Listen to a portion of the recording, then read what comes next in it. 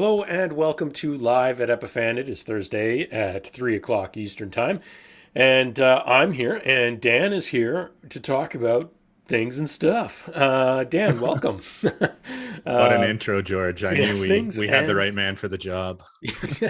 No, actually, today's show is pretty interesting because a lot of things, have happened in the past couple of weeks. And we have a bunch of rundown on some news and both Epiphan and non-Epiphan news and some other things we want to discuss and kind of share with all of you. So welcome and please anything you have, throw it into chat, chime in on what we're talking about with your thoughts and feelings about these things. But yeah, there's a lot of things happening, right? In this show, oftentimes, sometimes we talk about our own products, sometimes we talk about news that has to do with live streaming or live streaming adjacent type news. And today's kind of about those latter two, right? Like there's a bunch of things, and I think Yeah. we should break them down because there's some cool things that have been going on. Really, a big overarching theme is streaming is a big deal now. Like it's huge, and so we're gonna go through some news articles talking about that. But as always, make sure to follow, like, subscribe, do all those things, YouTube, Facebook, and all those things. Stay on top of all the things that we do here at Epiphan, and we do this show every other Thursday. So, and yeah, feel free to say hi in chat if you're there. I am watching it over here on my other display, so say hi, throw in your piece. But Dan, maybe we should just dive into the news, Let's the go to the lowdown. the rundown, the DL, whatever it is, lowdown. First story today, George. We saw this big valuation for Hopin, Mm-hmm. $7.75 billion business. And this is a company that has only existed for 2 years. What's going on here? Yeah, I mean, Hopin really did come out of nowhere. They founded in 2019, as the article talks about, and due to the pandemic, they just absolutely exploded. Now, this isn't a platform I've used much myself, but I've heard a lot of people talk about it at various times in the past 18 months. And they're not the only ones out there in kind of this position, but essentially, as the demands for virtual events and online conferences and stuff like that, they just were already well set up before the pandemic even hit to offer something new, right? I mean, obviously, a lot of people just jumped on Zoom and did all these other things, but there were other platforms that offer maybe more advanced features for events specifically. And Hopin was one of them. And so, yeah, I mean, this is huge. That's big money for a I, young company. yeah, and considering that there's like 4 or 5 other players in the space that are Yeah. very similar in size, this live events, virtual events realm must be worth, 4, 5, 6 fold what Oh, it is. Hopin is, right? So Yeah, absolutely, it it's a is. big deal. Let's keep it moving with more sort of Hmm. you know big business move. Haivision, they're now focusing a little bit, and they're getting maybe evolving a little bit. What do you see here, George? Haivision is getting into defense. Uh, Potentially, I think it's an interesting shift, right? Haivision is a company, a fellow Canadian company, great company. They make a lot of cool stuff, but the market segments and verticals they've traditionally focused on are, a lot to do with broadcast and stuff like that. This is interesting because I'm not sure exactly where they're going with it, other than they're bringing in someone who has expertise in a market that they traditionally haven't always dabbled in. So, are they? Is this a sign? I think, like many companies, of streaming's a big deal everywhere now, and you want to have expertise in a little bit of everything. yeah, Is that yeah. what this is? And that's what it strikes me as, is how can they have the expertise of someone, on their board who knows people and knows the ins and outs of this particular market with government and defense contracting, that's going to help them get high vision products into that area. I Yeah. mean, it makes It's vid- sense. it's video infrastructure, right? So Exactly. it really does make sense a lot, and it just kind of doubles down in the push for video across all industries. Yeah. Saw this LiveControl, little startup, 30 Mm-hmm. million to live stream some events, and it looks like they have some kind of rudimentary solution with some PTZ cameras here. Did you see this story, George? I did, and we're going to be poking around at this a little more just to kind of because it's a really interesting offering that they're playing with. When you read their marketing collateral, they definitely very heavily target the house of worship and church space because they're trying to simplify a lot of controls while elevating people's production capabilities, right? And obviously, the house of worship and that type of space is a great area to do that, right? We've done that ourselves in many cases.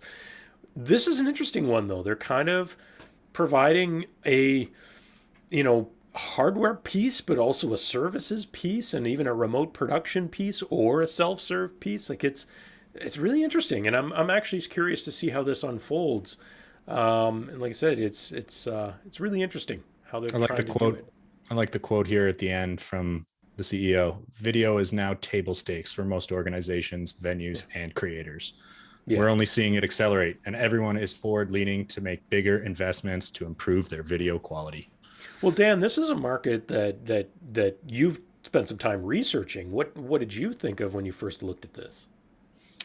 Well, a lot of venues, it's time to update, right? It's time to put fixed equipment in place. You don't want to be bringing in the crew and bringing in a whole lot of people Right. to produce your events. Those people can stay at their office and run the production remotely. There's no Right. reason to need to be loading in Pelican cases every single time you want to roll an event. So yeah, it makes a lot of sense. I think Epiphan probably has a much more robust solution in this space, and we could get into that, I'm sure. But it's nice to see that the industry is trending in that direction. And again, I think these guys are taking a little bit of a unique approach in terms of how they're doing a scalable service kind of thing where, you can do just get their hardware and kind of do it DIY, or you can get their hardware and totally pay them to run the production, right? At a certain, or both, depending on what your day to day needs might be. So I think it's a really interesting, flexible concept. And again, we'll see how it goes. I mean, it might turn out that their infrastructure is just horrendous and just doesn't work, but I don't know that. So Yeah, I'm going to hope the best for them. we'll keep an eye on them. Yeah. LiveU acquired. Yeah. I mean, for those out there familiar with the live Uh, streaming they've been industry, around for a long time. yeah, LiveU is the opposite of the previous company. They've been around forever and they specialize in very specific things, especially with bonded cellular and stable uptimes on those types of connections. That's really what their bread and butter is. And I'll be honest, I don't think there's anybody in the world that's better than them at doing bonded cellular for video streaming. Like it ain't cheap, Yeah, but it works. yeah. And And this again just shows that just in general, in terms of the live streaming world, companies like that are attractive for investors, right? So in mhm. this case, a global investment firm, Carlyle, jumped in there and snapped them up. Can I just like point out this is basically a satellite truck backpack, Yeah, and right? that's what they do, and that's why it's so good. Yeah. Why do you need a 200 to $500,000 truck when Yeah, this guy can just wear but a I mean, they do smaller ones. That like if you look at IRL streamers on Twitch, they buy the smallest live views and run around with them, right? Like they cover a huge spectrum in the market. So but it's an interesting one, and of course, if that investment and that acquisition, you know, all of a sudden it means they're going to innovate some more and come out with some new stuff, then I'm pretty excited for it. Yeah, very cool. Hey, very familiar with these guys, Mm-hmm. Kaltura. They went Yeah, public. they did. Um, and for any of you who aren't familiar with Kaltura, Kaltura is a content management system that we actually have a native integration on Perl. So Yeah. this is very exciting for Kaltura.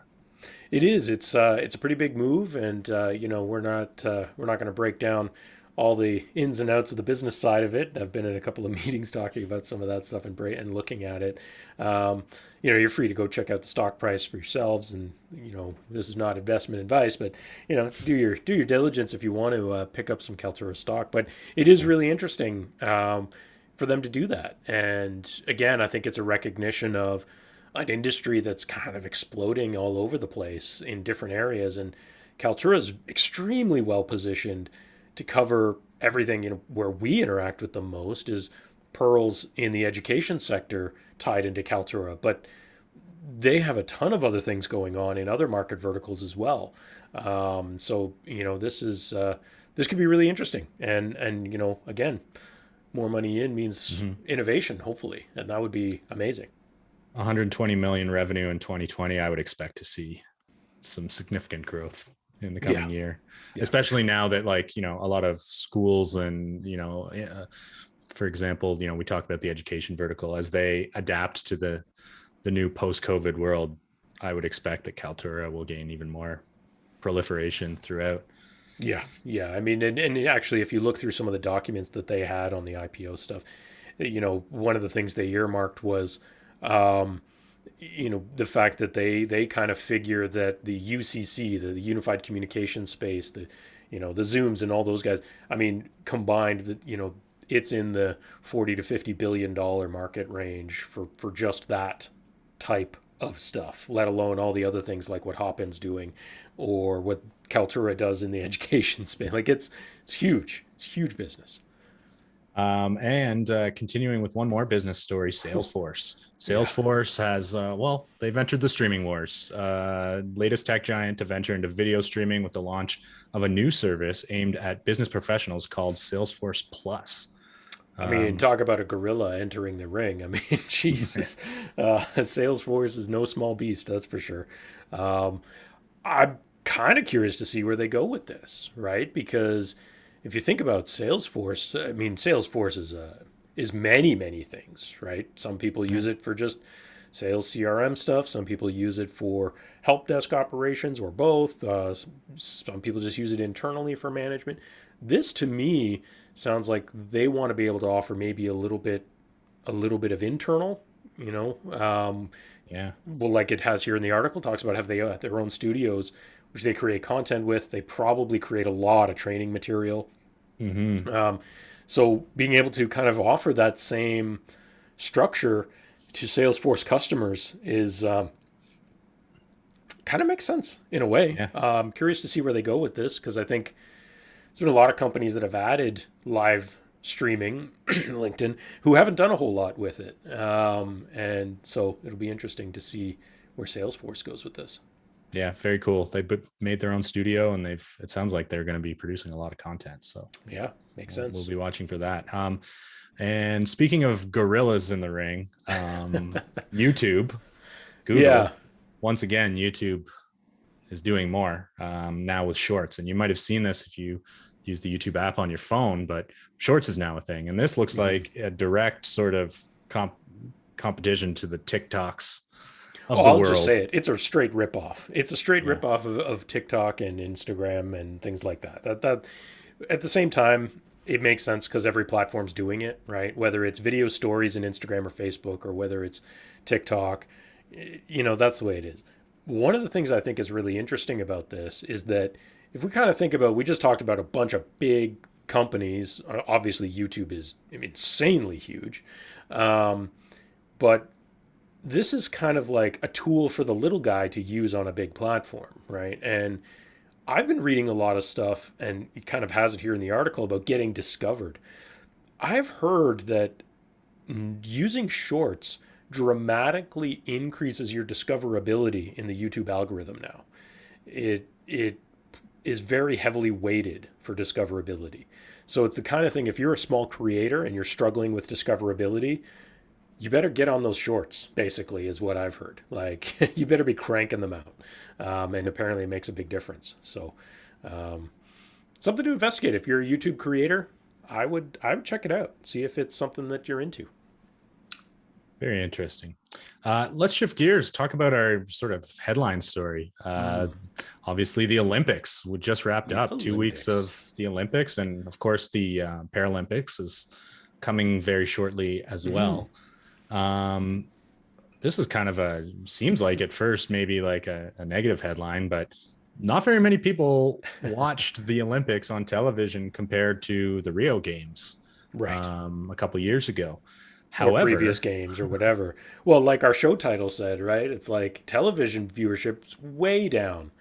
but but that's because people are streaming it yeah, instead. And saw this sort of interesting stat here, and maybe I'll make this a little smaller, but streaming was up 279% for this yeah, Olympics. So it more than almost tripled, right. which is wild. So, just people are consuming the content in a much different way. Yeah. And it's sort of breaking down some of the barriers of the traditional broadcast as well. Is like, maybe there's a certain event that you're interested in, you just want to check in on that, or maybe Hmm. you don't want to deal with all the commercials, or you're mobile on your device. Some other interesting stats here about how people are consuming the content. Televisions are representing less and less of this pie chart compared to devices, desktop and mobile. So did you watch any Olympics, George? I did. Funny stuff. We don't have a graphic for, but I'd shared it internally earlier. I was one of the 4.5 million Canadians who watched the women's soccer gold medal game, which was the most watched event in Canada by a large margin. And everyone I know that was watching it was streaming it. I don't know anybody who watched it on traditional television, but I did. Yeah, and again, I was streaming it. It was very easy. And my experience, in that first graphic you had that talked about less buffering and all these other things, less video start failures, that's in line with what my experience was. Rio and previous games that I tried to stream, it was awful. The experience was terrible. Buffering was insanely bad. The bit rates and compression were awful. It didn't start half the time. So yeah, the experience was fantastic in comparison to previous games. And I think a lot of people, working from home or whatever, they're sitting there, they just pull it up and watch it at home in a tab and while, stream it, right? They don't need to have the TV in front of them. So yeah, I didn't watch a lot of it. I'll admit, I probably watched less than I have in the past. But I think overall, even with the nearly 300% increase in stream viewing time, I think overall total viewership was still down across the board. Yeah, it might be just maybe, who knows? It could be pandemic related, different, theories on that. I'm sure we could go into. I wanted to pull back the curtain a little bit though about how they actually produce the video for the Olympics. So Yeah. here's a little behind the scenes peek. And this is inside the IBC, at which they build for every Olympic Games, a center called the IBC, which is the International Broadcast Center. And the Olympics itself actually has an internal team called the Olympic Broadcasting Service, or OBS. Everything has a 3-letter acronym for the Olympics. That is an acronym shared with some other thing with the same acronym. Yeah, what Gotcha. else is called OBS? Anyhow, Or um, IBC. but this is like the master control room for OBS in the IBC. So this is like where the signal feeds from all of the events are distributed to the broadcasters. So this is like downstream or upstream of the actual international broadcasters. So these folks have this control room that looks like it's from NASA or something. And there's like 23 meters of monitors in this room. I think they said there's over 450 picture-in-picture feeds that they can see, and then they take those feeds and distribute it to the rights holding broadcasters, which come from 125 countries around the world. So Yeah. just the logistics in that, I think they said, there's a 200-person planning team who works on this for 4 years before they Yeah. build the next IBC, which will probably have even more functionality. Another interesting thing that I was reading about was just some of the technology that they brought in. So for the first time ever in the Tokyo Olympics, a lot of this signal routing flow was moved to the cloud. Mm. So it's gone from like the traditional television pipelines to more of a digital cloud-based handoff from the Olympics to the broadcasters, which was Right. super interesting. And it's, kind of foreshadowing the trends that we already are seeing, in the smaller scale event production space. Right. So I don't know if you have any thoughts on that, George. I mean, it sounds like a nightmare. Sounds like I don't want to be involved. No, I mean it's amazing technologically, right? It's super super interesting in terms of the complexity, how they're routing it. They wouldn't do it if it wasn't more efficient, right? I mean, these are the kind of organizations that they only make a change for efficiency. They don't do it for fun because they need it to be bulletproof, arguably. So if they went to some sort of cloud routing, there's going to be a good reason for it, and Yeah, that's I going to think be the kind of thing, right? That's the future ish. I was looking at this PDF, and this is published by Olympic Broadcasting Services. And part of the reason they're moving to the cloud is that they can optimize their workflows using AI. So Right. things like, in a soccer match, being able to identify players and, do things like, let me see here. I think there's some more. Let me find it here. Bear with me. Things like volumetric video in a Mm, basketball game or virtual graphics, biometric data. So maybe you see the heart rate of an yeah. athlete superimposed on the screen.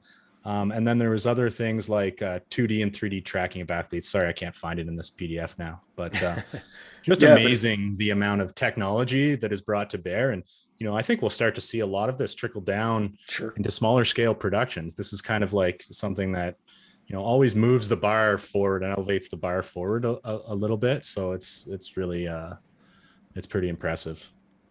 No, it's definitely really interesting to see, where this is going to go, for sure. And you had some other stuff. I don't know that you have them queued up, but just the individual broadcasters kind of have their own little control rooms. They have like a Oh whole yeah, let farm me. of those. I think I have. We um, found this on LinkedIn. yeah, Just some more behind the scenes. So a virtual studio yeah, here. full virtual set. That Um, one's cool too. I like I that. mean that's pretty impressive. Yeah, that's amazing. Yeah, without the key. Yeah, yeah, And yeah, then each country may have the rights holding broadcasters each have their own setup at the IBC as well. So each one of these rooms could be a broadcaster, and they have their own video village, and they're sort of you know cordoned off in their own little booths where they have some command and control capabilities as well. So it's just the logistics, and look how many cables are here. Like this is just it's an it's a lot. amazing It's a lot. feat. So very Yeah, cool. Now on a smaller scale, I mean, hey, why not do some of this yourself? Maybe for your sure. local we saw Linus Tech did like his own broadcast of badminton Yeah, so that he yeah, could live stream his kids badminton matches. Like a lot of this technology, although complex in its scale, is very accessible on the smaller yeah, scale as well. yeah. It's definitely getting there for sure. And again, it may look super crazy to like this virtual set thing, but realistically, they're in a room that's painted green with with some cameras, right? With the right software and equipment, anybody can do that if you Yeah. want, right? It's not that hard. It doesn't have to cost a bazillion dollars. Yeah. And that's all about virtualizing. And then once you virtualize, you could be anywhere, right? You don't Yeah. have to be in a particular location. So, but it's super interesting. But yeah, anyone who has any interest, thoughts about any of that stuff or what their experience was during the Olympics, whether you watched it or not or care at all, throw it in the chat. Love to hear from you. We did see a couple people, longtime viewer of the show, Danny Grizzle, was just commenting that a long time ago we mentioned mushroom networks as bonded cellular in the past. And yes, we did.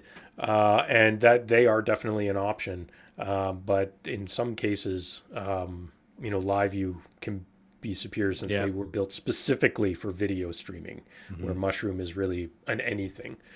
Mm-hmm. And then he also mentioned that LinkedIn is owned by Microsoft, so integration's coming with Teams. I don't know, not that I'm aware of. I think they keep those projects pretty separate, but maybe. George, speaking about smaller scale, setups that you can build out yourself, we something I want to share with you. But why don't we first head over to the kitchen?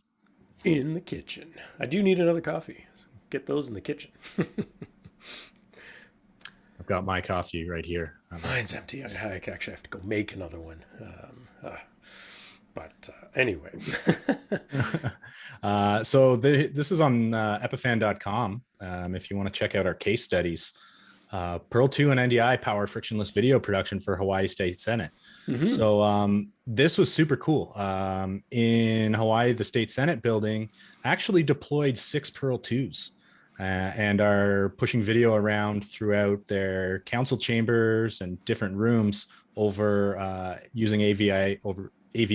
Bleh, that's hard. That's a tongue twister. AV over IP. So they're using NDI, Yeah. and they're sort of creating a backbone of pearls. And one of the big things here was that they were able to, put some fairly non-technical oriented people in command of the switching using Perl because it's just that easy. Yeah. Did you hear about this case study? I did, and it's really an exciting one, and it's honestly, we have a wonderfully written case study about it, and like you mentioned, Dan, and I encourage everyone to go check it out and read about it. But this is not unique. There are a lot of, governments at various levels, whether it's local governments or state governments like this, that are doing these things. Because again, pandemic reasons, galleries are closed or whatever the case may be, or they want to have more control over the content they produce and not rely on traditional television media to do that, or they just need it internally. Whatever the case may be, there's 100 different reasons, but we've seen it all over the place, and this is just one that is extremely well done and is also leveraging NDI, which is an exciting tech for how they wanted to set it up. So yeah, I would definitely go check it out if you have any interest in that type of thing. Yeah, I really like how they set this up, and it's worth a read on the Epiphan website for sure. Great story by Marta here. And it sounds like with the success that they've had in the Senate, the House of Representatives in Hawaii is looking to deploy a similar setup as well. So yeah, absolutely. Very, very cool to see that. Sticking on the Epiphan theme, I wanted to share this. If you go to epiphan.com, right here at the top, you're going to see solutions drop down, and we've got some pretty awesome solutions here. There's 6 of them that are published now. We've got education, live event production, house of worship, and then corporate, government, legal. And if you drill down into these pages, a lot of great information. There's videos, there's a whole bunch of sort of like thought leadership on how you could deploy these solutions as well as some sort of some testimonials links and case study links, stuff like that. I think the interesting thing here is we've talked a lot about these solutions in the past in various different things, webinars, this show, even on the website, but these are new pages that have just brought information that was a little more scattered and brought them together into these different kind of markets. So if you are someone who is in one of these markets, it's much easier for you to find that information based on that particular subject and kind of one-stop shop for that particular market. So I think there's a ton of information in here, and yeah, I mean the team put together some amazing content here. So yeah, check it out. Yeah, so if you haven't been to epiphan.com for a while, definitely check out the website because it's really looking amazing, and there's some great stories here as well. Speaking of the Epiphan website, if you go here under resources and webinars, you can see a list of all the webinars we've done. You can watch previous webinars, but you can also sign up for upcoming webinars. And we've got a really cool webinar coming up next Wednesday. And this is a webinar that's Epiphan partnered with JB&A as well as PTZ Optics. And we're going to be talking about, well, why don't you let us know what we're talking about, George? Yeah, well, basically, for those who don't know, Zoom added NDI support into Zoom Rooms. And this adds a ton of different options. So we want to sit down and we want to talk with some experts, including ourselves, in terms of what does this mean to level up your Zoom room, maybe turn it into micro studios or multi-point studios or all kinds of stuff. So we're going to break all that down. We're going to be joined by, again, the guys at JB&A who have a ton of experience in this area, as well as being distributors of all the gear you could ever need to do any of this stuff. Our friend Paul over at PTZ Optics, they make cameras, including NDI cameras. And then, of course, we'll be talking about it from the perspective of using a Pearl 2 to enhance all of these things. So That webinar is going to be really interesting, actually. I'm really excited for it because it's something we've been experimenting with ourselves since Zoom released that update. Man, it's easy. Yeah. So if you haven't already, make sure to register for the webinar, and even if you can't make it at that time, you'll get a nice little reminder when the recording is available as well. Absolutely. And like you mentioned, Dan, the past webinar VODs are also on that page. And we had one last week. I guess it was. I don't know if it's up there yet, but it will be soon. But all about like streaming primers and stuff like that. And that one was a lot of fun. And we had a fantastic webinar about that. But I don't think it's up on that page Yeah, yet. streaming protocols. You should see it Yeah. soon. Okay. But yeah, that one was great. It was a really interesting one, and we had a fantastic audience for that. So if you're interested in streaming protocols, keep an eye out for that one as well. Yeah. And of course, you want to know more about a Pearl. This is a great place to look too. We got full webinars on running through what a Pearl does and that kind of thing. And of course, we've always got new VODs coming out. So back to the topic of Zoom Rooms and NDI. Nice video here hosted by Cameron, giving a little bit of a guided tour of how to sort of set up some of the NDI functionality with your Zoom Room and Pearl. So if you're ready to dive right into the sort of the technical side of setting that up, a really nice video guide here. So you can find this on the YouTube channel. It's also available under our product news section of epiphan.com. Yeah. So lots happening, and excited to have another interesting webinar coming up next week. So yeah, I'm really looking forward to that one. I think it'll be interesting. I always love having guests on the webinars, so it's always great to be able to put them together. And I see a lot of people late coming to the chat here today. So Sanoga, good to see you again. And Tim Trott as well. Always good to have you here. Yeah. So welcome everyone. Really appreciate you stopping by. If you've shown up late, you might have to rewind and watch from the beginning. But we do appreciate you joining us. And as we were just saying, check out those webinars, both past and upcoming. But other than that, I think that's probably gonna wrap it up. Little question here from Sanoga. Can we address this? Can Blackmagic HyperDeck Studio input video play into any Pearl devices? I mean, if it's outputting HDMI or SDI, Pearl doesn't much care what it is, as long as it's giving us a video signal like that. Sure. I don't think it's that exact model, but I have had partners of ours, when they're doing demonstrations of Pearl, use kind of play decks like that to play out various things. So again, from Pearl's perspective, it's just capturing an HDMI or an SDI video signal. It honestly doesn't care what it's coming from, especially SDI. Really doesn't matter. We're just going to capture that video signal and whatever that piece of equipment is doing. So yeah, as far as I'm aware, shouldn't be a problem. I don't know too many people who do exactly that though. Thanks for the question, Sanogan. As always, if you have any questions for us, we're very accessible at info@epiphan.com. So don't hesitate to throw us an email or leave a comment on YouTube, and we'll be happy to address any tech questions you might have. Yeah. But with that, why don't we wrap things up? We're going to be back in 2 weeks on August 26th, as always at 3 p.m. Eastern. And until then, we'll say so long. Yeah, we're working on some stuff for that show. Can't talk about it yet, but working on some stuff that hopefully is going to be really good. So as always, as Dan said, thanks for joining us. Really appreciate your time. Like, follow, subscribe, all those things on Facebook, YouTube. Share this with someone who you think might find it interesting. And of course, any comments you have about the Olympics or any of the other news we touched on, we'd love to hear from you. So drop us a line. Until next time, we will see you around the streaming verse. Is that a thing? Did I just make that up? I don't know. Streamiverse, of course. Streamiverse. Perfect. All right. Thanks, everyone. Bye. Bye.